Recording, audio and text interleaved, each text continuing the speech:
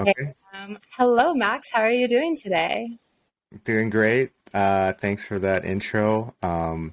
Very eloquently said. I'm very impressed with Oh, the nice things you also said about me. So thank you guys. Like Nina said, my name's Max. Max Capo. A lot of people think I'm Max Capo. It's actually Max Capo. escape them.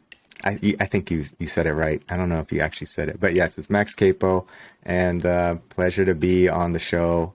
Thank you for having me. Excited to be on. This is my second podcast interview in the past 2 weeks, so it's really different because a lot of times on my channel I'm the one interviewing people, but now I'm the one like being interviewed. It's a new experience for me, so I appreciate this opportunity. Yeah. Oh, I'm so happy to have you on. And there's going to be a lot of fun topics and already a lot of questions I have for you. But the first that I want to start out with is, yeah, just tell us your story. Where did you grow up? Where are you at right now? And yeah, let's just go from there. Okay, well, like you know, it, I want to actually start with going backwards a little bit. Yes. You said you found me when you were in high school, which to me, like, and now that we're here talking together, and to me, that's just like very surreal. It's like such a crazy thing to think that some videos that I made, and I'm still making videos, but some videos I made back when I was like 23 had such an impact on, not only you, but other people who most were like in high school who are also half Japanese, and have met me over the course of these years and said like, I used to watch you in high school or I used to watch you in college. And like, to me, I'm just like, wow, it's like, it's funny because as somebody who makes videos on YouTube, that's actually what you would expect. Like you want people to watch your stuff, Yeah, but to yeah. like meet somebody in real life and then like see like, wow, the things that you had an impact on, it's just like very surreal. So it's good to hear what you said, but why don't we, yeah, I can talk a little bit about what led me to making YouTube videos, but I guess we can start off like looking back. I'll try to make this a little bit quick, but I am half Japanese American. My dad is white American, mixed European of Polish, German, Italian. The capo is actually supposed to be pronounced, ironically, capo, which is Oh, really? Italian, but it's just everyone in the States says capo because like the guitar, I don't know if you play guitar, but a guitar has this thing that holds the strings down. It's called a capo, Right, right, yeah. which is from an Italian word, but then USA Americans butcher everything. So Of course. Capo became Capo. So Okay. the correct pronunciation of my last name is Capo, but technically it's Capo. So anyway, he's my dad's the American one. A super funny guy actually. We might end up doing some videos together on YouTube just because I think he's a funny guy. That's But awesome. I digress. My mom is Japanese. She's from Shizuoka near Mount Fuji. So I kind of grew up in the United States mostly, but I do have a lot of memories of traveling back to my obachan, my grandma's place, my mom's place in Shizuoka and seeing like Mount Fuji, in the background growing up, which I thought all Japanese families had Mount Fuji in their background growing up. I don't know where your So parents yeah, from? my Japanese mom, she's from Sendai, Oh, that's right. Miyagi-ken, That's right. so in the Tohoku region, and we definitely didn't have Mount Fuji in the You probably background. can't even see it. You can No, see Mount Fuji on a good day in Tokyo. that's true. That's true. But yeah, It's lovely. so I didn't grow up going back and forth to Japan every year. Mm, But my mom taught me hiragana, katakana, which, and she did like teach me Japanese after school, mm, maybe until I was like 10 years old. But I really hated it. It was like the worst like, thing ever. yeah. A little bit regret it. I regret it a little bit not being more into it, but I was like 10 and not like I grew up in North Carolina mostly. So Mm, I didn't really see the purpose of learning Japanese at the time. But Yeah, so born in Michigan, Ann Arbor, for anyone who's from there. I was born in Ann Arbor. I feel like I had a pretty like standard Michigan life, played some hockey, Mm. played hockey, learned how to rollerblade. And if people have followed my channel, they know that like I like rollerblading. And I moved to North Carolina when I was 7, and went to school in Greensboro, North Carolina until I was 18. And then I went to college in NC State, which is in Raleigh, North Carolina, for like Mm. 2 years. Um, but actually, I should also mention when I was 16, I did study abroad in Sendai, which you are from.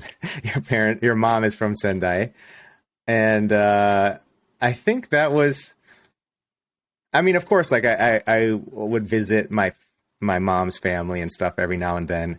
Mm. I can say I think it was when I was like 1 years old, 3, 6, 13. Like these are the trips I took to Japan. I was like, so it wasn't that often that I was going to Japan. Mm. And then when I was 16, I finally studied abroad in Sendai for high school, and that was like my first like long term experience in Japan. Wow. How many And months was that? it was 5 months in a place Huh. called Meisei Koko, which coincidentally that's where Hachimura Rui Oh, went to school. oh, no way. Yeah, so I'm his senpai technically. Wait, whoever doesn't know Hachimura Rui, like really famous Yes, basketball please. player that is like 6'8" and really cool. And he's He's like really cool. Yeah. famous. He's famous all over Sendai He plays because for the Wizards. He's famous yes. in Sendai. He was originally from Toyama. So Mm, hmm. Toyama also finds him like, hey, he's our hero. But yeah, I went to the school that I went to was like very well known for their sports program, Mm. especially basketball. So I was there for 5 months, and really that was, where I learned a lot of my Japanese. And I didn't really even want to go, to be honest. But my Mm. dad was like, I don't know why he chose me and not my brother. My brother was already 18 at the time. I was like Mm. 15, about to be 16. He's like, Max, you are going to Japan. I just remember him pointing to me. He's like, you're going to Japan next year. And I was like, Huh. okay. Mhm. So, yeah, it wasn't my decision, but he told me to do it, and I signed Wow. some papers, and then the next year, I was in Sendai, and it was 2006 at the time. Mm. So no Facebook. Facebook was just being created at this time. Wow. There's like MySpace, I think, but for the most part, it was very hard to like communicate with friends back home. So I was basically speaking Japanese every day with my host family and at school. Hmm. Occasionally, I would send emails Hmm. during this 5 months, but emails are way harder to. It's not like instant messaging, right? So, Right. um, Is that a big reason why you felt hesitant in living in Sendai because you had a good group of friends back home in the States that you were like, I don't want to leave? Or did you still kind of think, oh, I want to go, but that's kind of a very unique experience for a 16-year-old high yeah, school guy? uh, I would say I usually was like, I want to say outgoing, but I wasn't really like, I never really was like a overly shy person. I mean, I would say I was kind of shy growing up, but also, Japan has always been part of my life. My mom's Japanese. Mm. I liked getting care packages from my oba-chan or oba-san, like full of Japanese snacks. Yeah. And I was always connected in that way. I also got videotapes sent to me, like recordings of old Japanese TV shows from, Power Rangers, which, it's known as Super Sentai here. Right, right. Uh, Doraemon, Anpanman, Nintamarantoro, like all these different shows. And of course, I was getting like Pokemon. early. So like all the kids at school were like seeing what was the old stuff, and I was like, I already have the next movie, guys. like, Wow. like Yeah. it's You were like come ahead over of and it. watch. Yeah, I was like, come over and watch this movie. It's easy. You can understand it. Like just look at the like. I didn't even like compute that. It's like yeah, I kind of understand a little bit of this because my mom taught me Japanese. But like for somebody who doesn't have any Japanese background, it didn't really strike me as being like they'll have no idea what's going on. For me, Right. it's like at least I could like understand a few words. Mhm. Uh, but yeah. So anyway, because so when I so I mean 16. I mean, there's a lot of stuff that happens up to 16. There's still middle school and high school, but uh, you know, um, I did go to Japanese Saturday school for maybe a year when I was about 11 or 12. I can't exactly remember. But I Mhm. also just kind of remember being like half Japanese and not fully speaking Japanese, that Mhm. I did feel like too much of an outsider in that sense. Like I appreciate Mhm. my parents trying to put me into Japanese school and like doing that, but it was pretty awkward. It was not awkward. It was very hard because I didn't speak Japanese that well. Mhm. So I only lasted a year. It's not like I was bullied or anything. I think it was also just because I was like realistically we were living like an hour away, so it was kind of like a far Mhm. drive. Oh, Because North wow. Carolina, yeah, like there's not a huge Japanese community in North Carolina, Mm. so it's just kind of Mhm. hard to make that happen. But Yeah. I do have a funny story from a funny memory from Japanese school. My dad, he used to he was a cross country athlete, and I think his fastest like half mile was like half mile was like man, like I don't know, under 3 minutes. Um, so if you take a mile, that's like 6 minute mile. That's like really Right. fast. That is. Yep. So anyway, super fast. So I just remember like the taikusai for the Japanese taikusai. Like the sports festival. Yeah. It was like kids paired with their parents. So I just Oh remember my like the best God. thing was like you're on a track and you have to run to do like a meet in the middle and do like a three-legged race down the track together with your dad, or it was like kids with their dad. So I just remember I'm Mm. on one side of the track and I'm like running. I was fast, but I wasn't like that fast. But then I just looked to my right and my dad's like booking it, blasting past all these Japanese Wow. parents, all the Japanese dads. And then like he's waiting, like he must have sprinted at full speed and he's at the front, like at the halfway point where you're supposed to meet with your kids, but like I'm not that fast, so like literally he's just waiting there, and I just remember seeing him like just booking it, and Wow. I I met bet him, all but the kids thought he was the coolest dad I ever know, right? They after were that probably like, race. damn, like whoa, look at this American dad. Mm-hmm. Mm-hmm. So, gosh, I need to talk to him about that. I still remember that. That was just like hilarious to me. I'm sure he would be 'Cause so happy that you remembered that too. you're probably right. I think I Mm-hmm. was like 9, so he must remember this. I should talk to him about it, but it, having a being half Japanese and I guess like one parent. I mean, if your Japanese dad was an athlete, it's more like just he was an athlete. So, Mm-hmm. or I shouldn't say athlete, highly athletic. That it just really stood out to me that moment at Japanese taikusai. But Wow.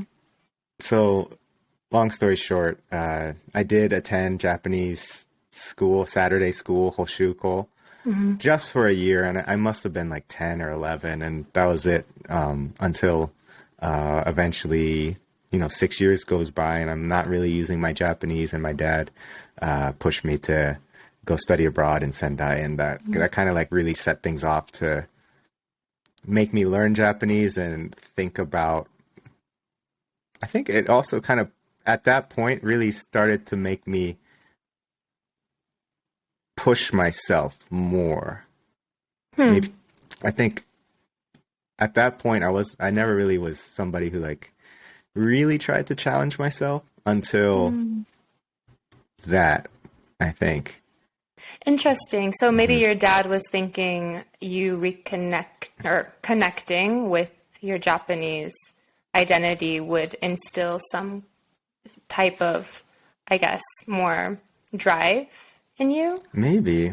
Huh. It's really hard to say because I've never talked to him too much about it, but he has told me I'm not very good, like a good person. I wasn't very good at taking direction when I was younger. Mm-hmm. Uh, so I don't know if he was just like my dad's not like a strict parent. My mom maybe is the stricter one. Oh, same with my parents too. Right, Mom right. is, dad isn't.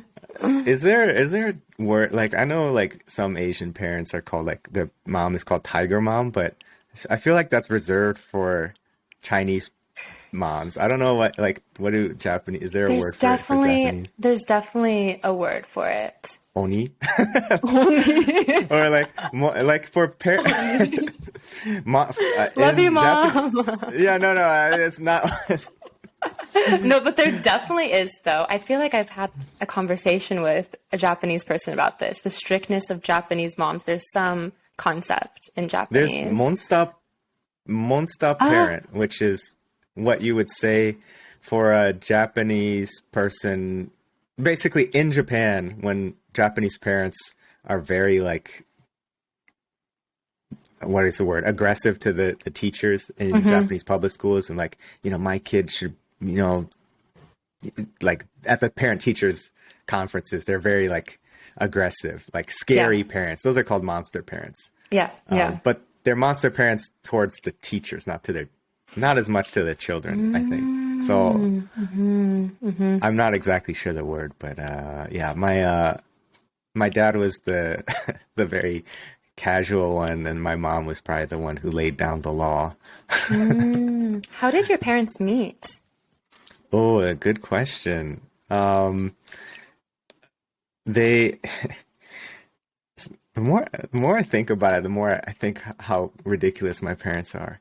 Oh my gosh, I'm so excited to hear this Oh no, story. no. I mean, it's like not even like that. But I just I maybe viewers who are watching this now, like just to let you know, I I take a lot of ththings very lightly, and like I see everything like sometimes it's just like comedy. So if just please be used to that. Please get used to that. So basically, my parents, how they met. My dad, he, okay, he wanted to go to the Soviet Union to in Russia. This was in the 80s. Mhm. He was learning Russian, uh, and he did go to the Soviet Union to study abroad. I can't exactly remember why he wanted to go. I think he just thought it was like interesting. He definitely is not a communist. He's definitely not. He was Got not to clear trying. that up. He was not trying to join the Communist Party. He was just more like he was a.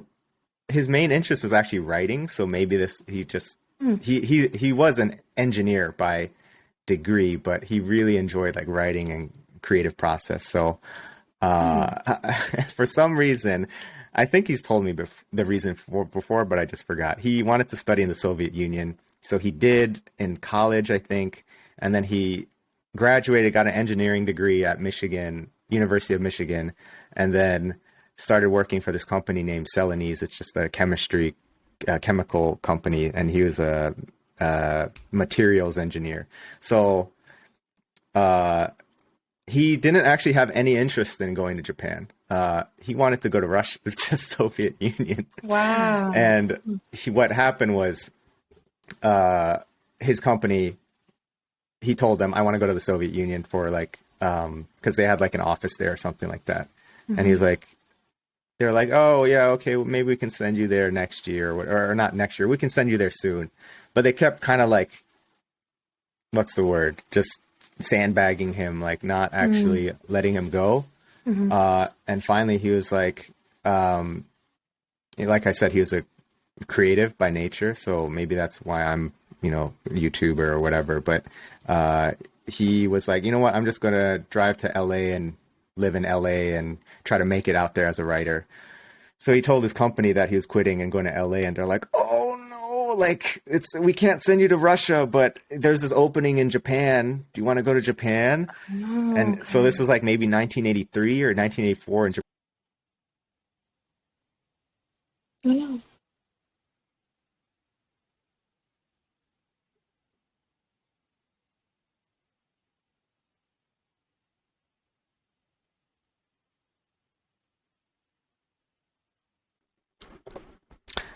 Hey, Hey, I don't know what happened.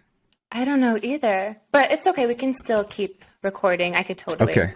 edit Okay, this just out, but let's keep going. yeah. So like I said, my dad was a my dad was trying to move to LA, but his company was like, yeah, we don't have any positions.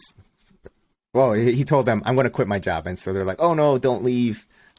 We don't have any positions for you in Russia, but hey, there's this spot in Japan we could send you to instead. And my dad was like, oh, Japan, well, okay. Like, so it was maybe like 1983 or 84, and Japan was like in the peak bubble era of Right. Japan, if you know. So very booming economy and all this stuff. So anyway, he was like, I guess I'll go to Japan for Mm-hmm. like a year. I think it was a year placement. And he went he was placed in Shizuoka, which is where my mom's from. And at the time, my mom was working like two jobs, and one of them was at a factory. And I don't know the exact details, but his company or their company, or there was like a partner company group, like party, like events. So my dad met my mom at one of these events, and they started going out, and I learned like through my parents' wedding video that through because he recorded my dad actually recorded tapes that he would talk to. My dad is very like vocal, like share type person, I think. So he has some really good friends back home that he would actually send voice recordings to on like a cassette. And Mm. so he would there's a message that played during the wedding video. It exists where he's talking. My friend who received my dad's friend who received the video is like, so I'm gonna play these tapes for you, like at the wedding party. My dad's like, oh god, no. And you can hear him saying like, my mom's name is Machiko, and she was like, Machiko, oh Machiko. And he's like, I saw her today. We went golfing, and on the green, and she teed it up, and she just hit the straightest shot, perfect, beautiful shot, and it landed right on the fairway. And that's the moment I knew I was in love. It's, it's, and Oh my God. it's on the That's so recording. cute. It's hilarious, and he's just like, "Oh gosh," and like, it's the funniest thing. Like, just thinking my dad, because my dad definitely loves golf, but I was Yeah. like, "Wow, that was like, what a romantic story." Like, That is so beautiful. I'm sure everyone loved that at the wedding too. Everyone was they just laughed going pretty crazy. hard. I'm sure. I'm 30 years sure. later, I watched that video. I was like, "This is actually hilarious." Like to me, Did your parents have a Japanese wedding or a more Western style wedding? they'd had you know what? I think they did both. Well, I mean, they didn't do like a super Japanese wedding where they like go to the temple and stuff, but they did wear the kimono and things Mm. like that for wedding photos. In Japan, they had one, and then I think in the U.S. they also had a wedding. So they did both, and I have pictures. Like I've seen them in the wedding dress, the white wedding dress, and Mm. then Mhm. another one in the kimono. So to my knowledge, I think they did two, one in Japan and Wow. then one back in the U.S. Yeah, I think that's quite often common for half. When I hear my half friends talk about their parents and their weddings, it's always like, yeah, it was half. It was Western and Japanese mixed wedding, like starting with the Mm. kimono and then ending in more of a Western style. Is that what Yeah. your parents did? Oh, yeah. Yep. That's what my parents did as well in Montana. In and Montana. in Montana, which was so funny to see the pictures of everyone in kimono and my Japanese family all there. And in the background, just tons of like mountains and a ranch and horses. And it's just like the contrast is so funny to look at.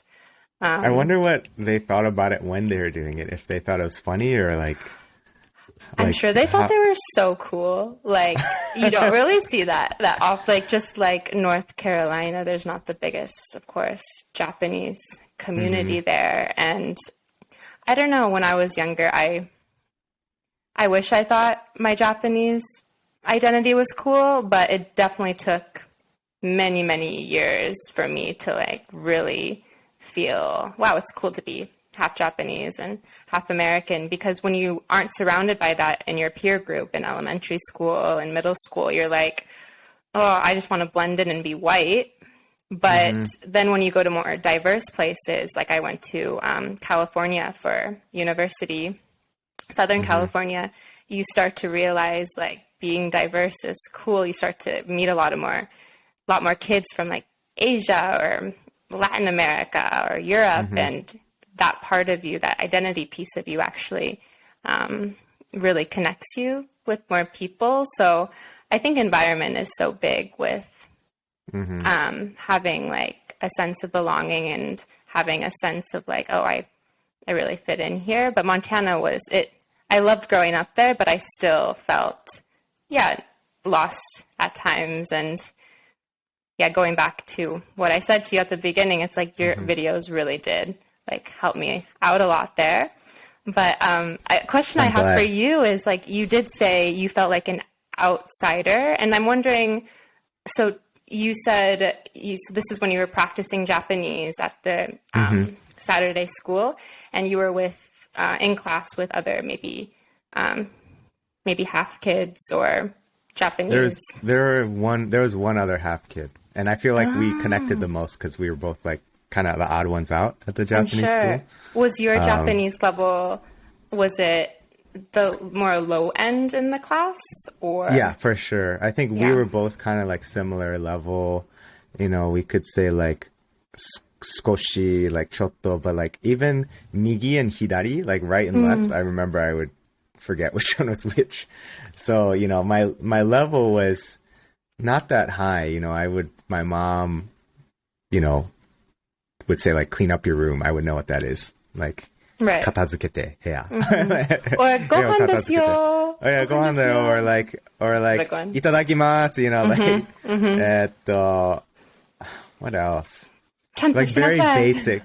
Yeah, it's like なんでそういうことするわけ? みたいな like the わか mom stuff. る. Yeah, And you're yeah. like, oh, I hate hearing it because it means she's mad. It's a little triggering. Yeah, it means she's not happy. Exactly. So, yeah, but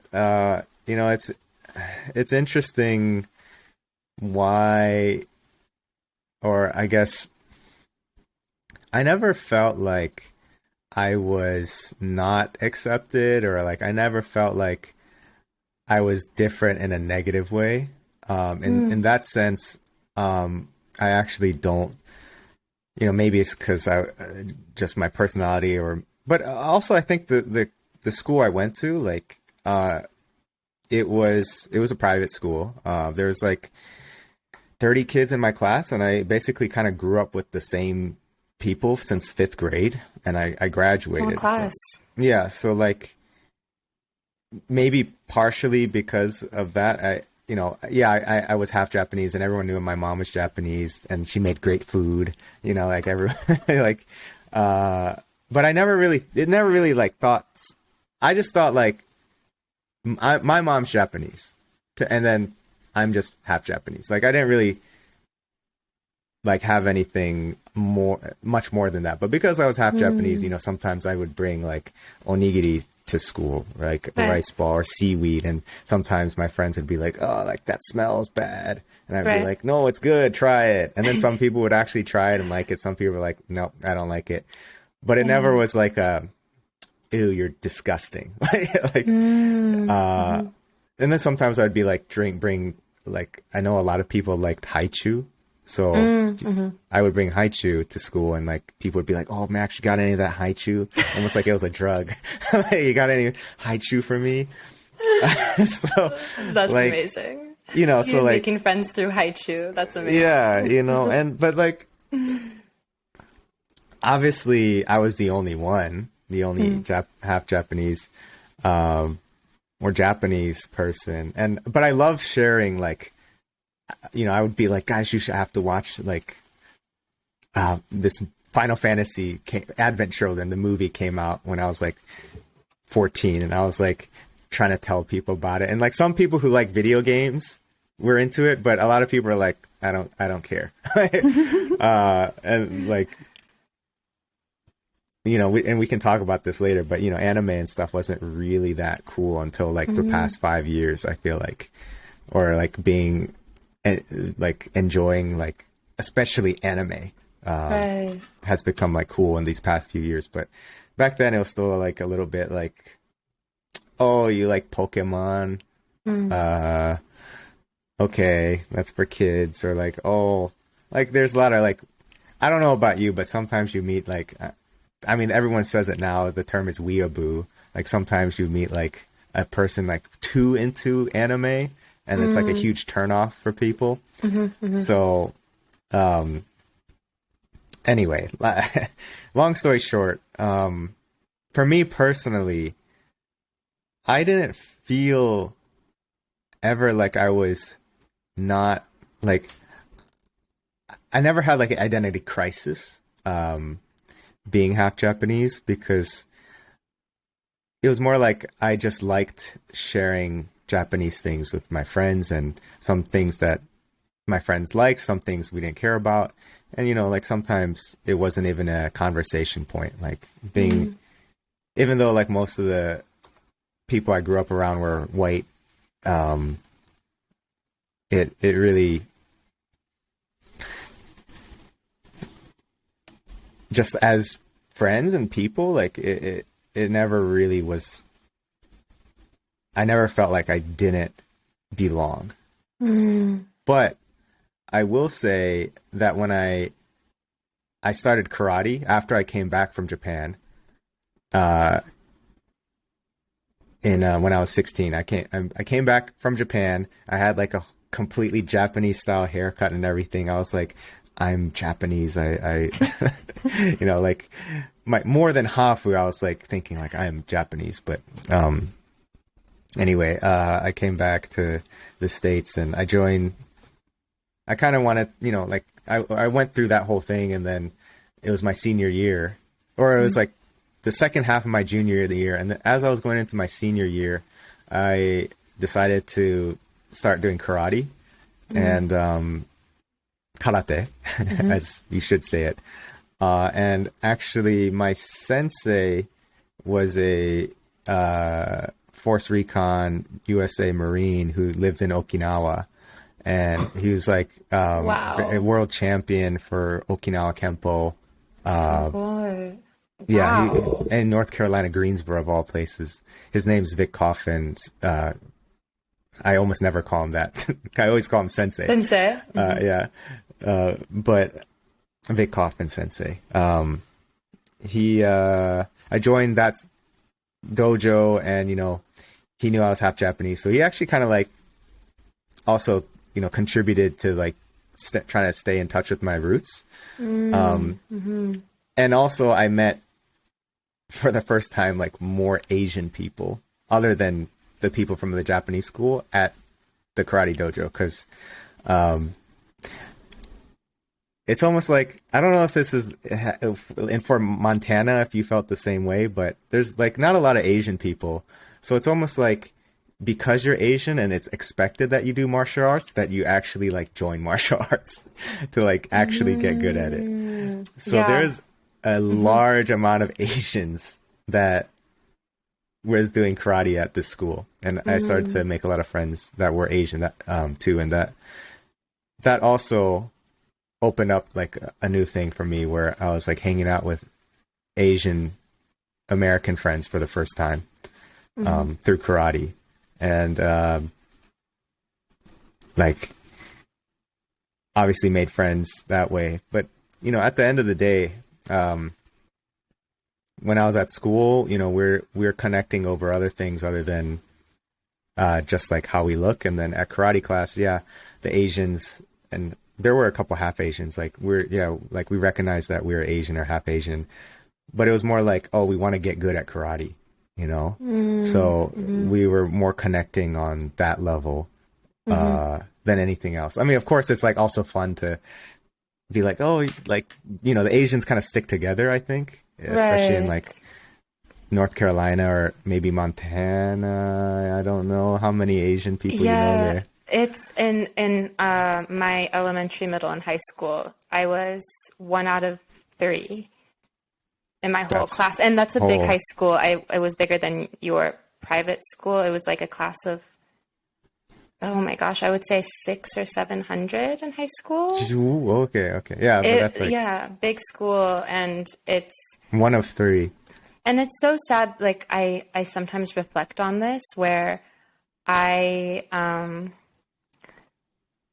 don't know, in elementary school, I remember, I won't say her name, but she was adopted from China, and sometimes I would get embarrassed if I was in like the same group as her. Like if I was in the same, like if it was in gym class, if I was placed in the same like volleyball group as her, or we were in the same like classroom work group together, just because when I was scared of the questions of like, you two, or the comments of you two look alike, or why do you two both like have this shape of eyes and this dark of hair? Like those kinds of questions scared me so much. And kids at that age, they ask questions like that, and of course they don't think of the consequences of talking about race. But kids are so curious too, so of course there's questions like that, and the really mean guys would always say bully comments about Asia. And I think our experiences are quite different in that sense, maybe because of that fear of being called out on my Asianness or Japaneseness, and because I knew the peers around me weren't all very, they were curious, but they didn't know how to ask questions correctly or comment in a nice way at times.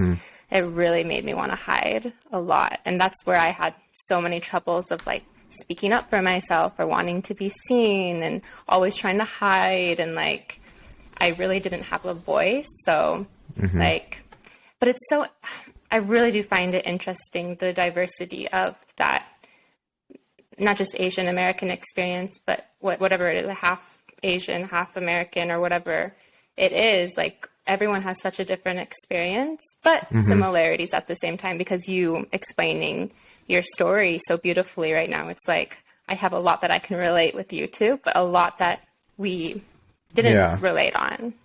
Right.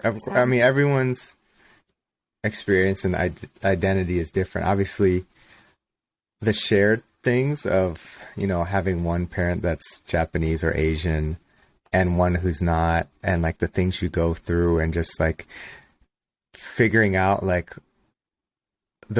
some of the weird things, or like maybe miscommunications between your parents that you see growing up, and you're just like, wait, what's going on?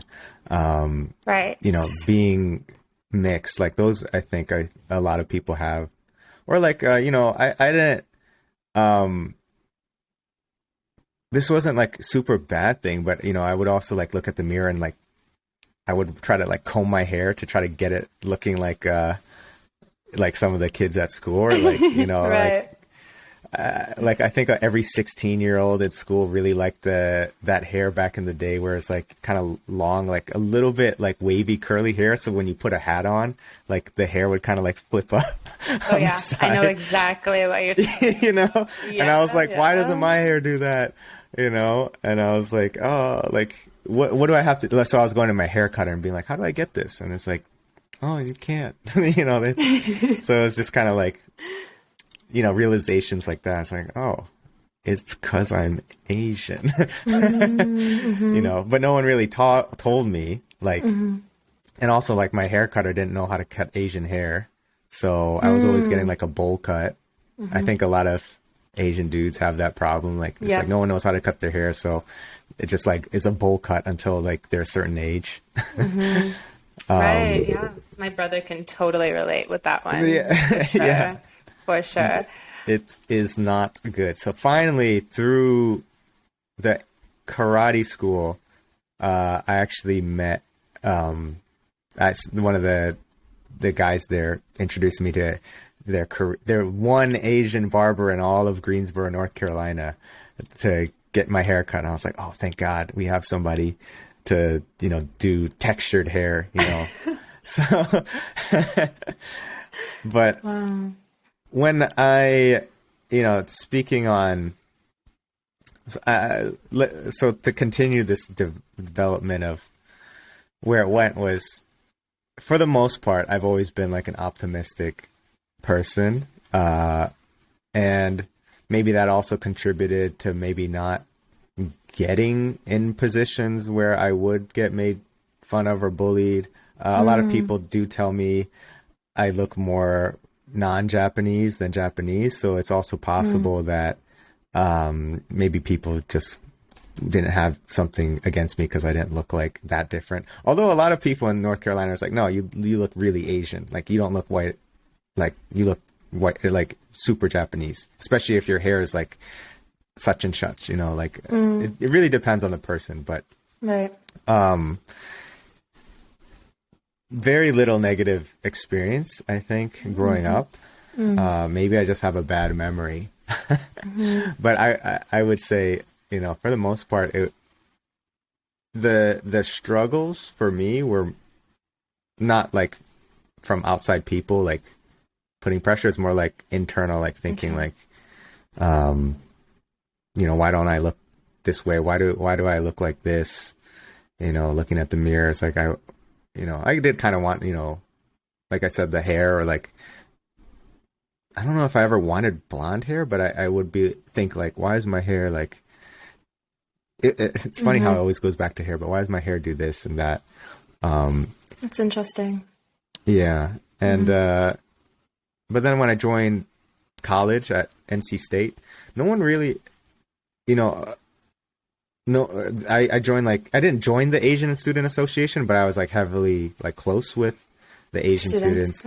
Yeah. And like the parties you would go to, no one ever was like, hey, why are you here? Or like accuse me of being like an outsider. Like they're like, oh, you're half Japanese. Oh, cool. And almost at that time, this was like 2008 and 9, like Japanese people were still kind of rare, but like Asians really liked anime. So it was almost like, oh, cool. Like you speak Japanese, the language of anime. And it's like, yeah. Oh my God. I can totally relate at my university in California. Oh, really? Like everyone thought me being Japanese was cool because all of the Asian students at school loved anime and loved like Japanese culture. But this is when it was like Japan was super cool. I feel like it was at the height of its game. What year? Like 2015 through 2019, 18. So yeah, it was really starting to peak. Popping. Yeah, it was popping then. Like in California, I would have so many conversations on how amazing Japan is and how everyone wants to visit there and how the culture is just out of this world amazing. And that's when I was like, hell yeah, it is. Like, that's when I was like, my identity is like cool, I guess. Like, I wish I had this ego massaging in like Montana. Massaging. But I only got it in California when I was in college, starting at 18 years old. But you know what I just thought was so interesting, Max, is like you didn't have that many negative experiences with your Japaneseness or kind of not feeling like you belong, but the videos that you made probably have touched, I can speak for myself. It really, really helped a lot though. And it's interesting how that wasn't, I'm glad. Yeah. Like you going into these mixed race identity, half Japanese, half identity videos. It wasn't for the purpose of you trying to find like, I guess, comfort. It was more something you just like to share about Japan, and you thought especially the half experience is very unique, but not going into it because you were like, I want to like belong more and connect more. Is that right? What you say?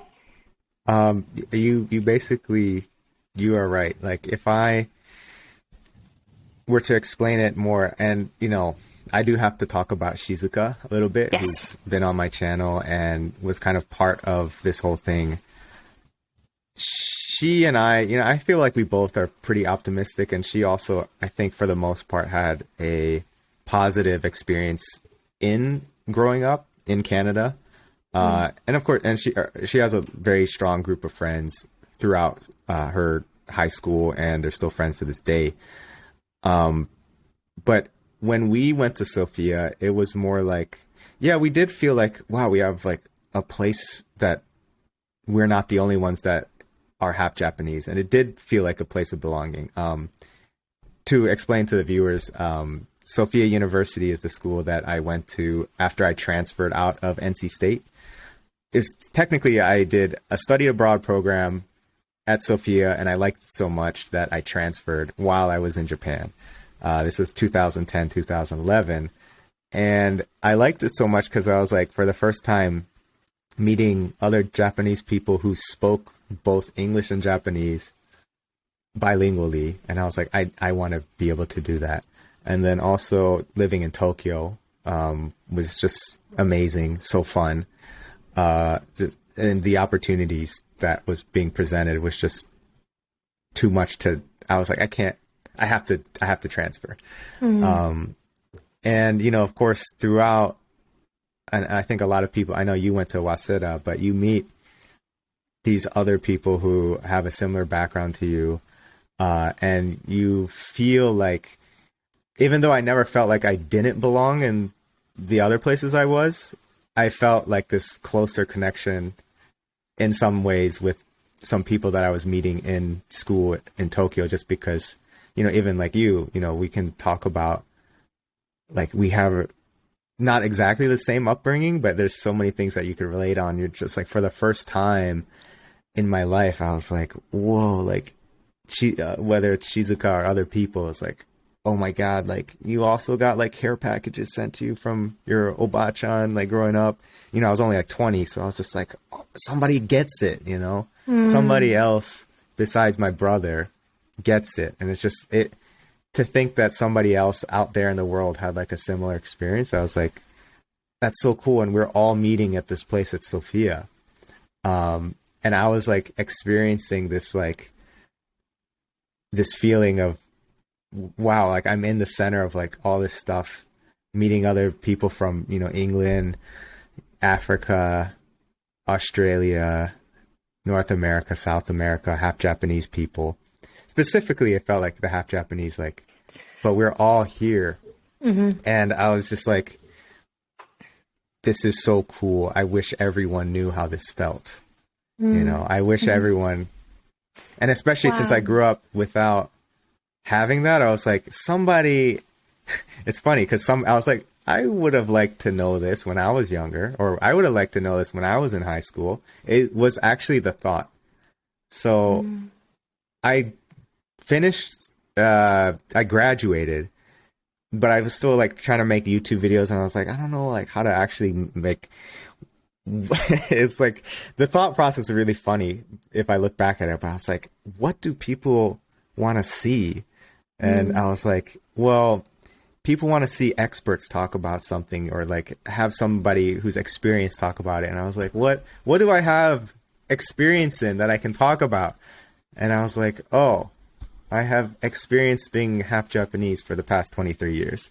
Maybe this is actually something interesting. So, Wow. I hit up Shizuka because I knew she, I think, yeah, we had done some videos in the past before, but I told her like exactly, basically what I said to you right now is, you came from Canada, and like the first time we were meeting all these half Japanese people or other people that speak Japanese or are bilingual. And it's just like such a cool feeling. Like, I want to be able to let's try to make a video that reaches out to people like us, essentially. And encompasses all of what you're talking about with that Yeah. feeling of really being like, wow, like we relate on so many things and connect on so many things. Like, and I totally agree with you, Max. Like I think about this quite often. Like when I moved to Tokyo, just naturally half Japanese, half whatever it is, other country, people just start to like naturally gravitate to you. It's like this, I don't know how it was for you, but yeah, studying abroad at Waseda, I met so many mixed race people, and then moving here 4 years ago now. Wow, like my whole group has that commonality. A lot of my friends, and I'm not exclusive towards half Japanese people, by the way. It's like, but just naturally, like I have so many half Japanese friends, and it just naturally kind of like our friend group formed like that. And I think about how incredible that is all the time, and how childhood Nina really could have used that when she was younger. But it's beautiful now that I have it now. But yes, if anyone is watching who hasn't been to Japan as half Japanese, you should come. All your dreams will come true. Yes, all of them. All of them will come true. This is the land of dreams. I'm just kidding. Like, obviously, you have to make sure it's not, if you're not happy with, there's a lot of reasons you could not be happy, but what I want to say is Japan is actually, my personal opinion, a very fun place to be, and you do meet a lot of cool people. So if you can make it out here, you should. But like you're saying, that feeling, being in a position, especially being half Japanese, I think also being Japanese American, you're in a good position of bridging cultures. But especially being half Japanese, because you look mixed, in my experience, at least, I feel like I get questions about like, or people, I don't know, people are like more trusting, I guess, of what I have to say, because I'm like half Japanese. So like I do have the American experience, but also the Japanese. So I'm able to, give insight of what it's like to live in America or live in Japan, but kind of like give good comparisons, I guess. What I'm trying to say is if a Japanese person was to ask me about like what life is in the US, I feel like I actually enjoy it, and I try to give a very balanced approach from my perspective as being bicultural. So, and I like doing that is another thing. It's like sometimes it's annoying to get over questioned, but we're in an amazing position being mixed or biracial or bicultural to share, especially living in Japan and America, we've done both, to be able to share to your friends or to share to other people what it's like, and I think that was one of the big reasons I was on YouTube. I wanted to share and let people know like what it's actually like being half Japanese or half Asian or living in Japan. I just think to me, I think being mixed, you have the ability to have a lot of experiences that somebody might not if they're just somebody who is foreign, or when I say foreign, non-Japanese coming to Japan. But, we have Japanese families, so we can actually like experience like, being in a Japanese home, or, I also feel like sometimes you feel like a little bit like you're a chameleon, because you can kind of be more Japanese at sometimes and be more Western at other times. Right. Absolutely.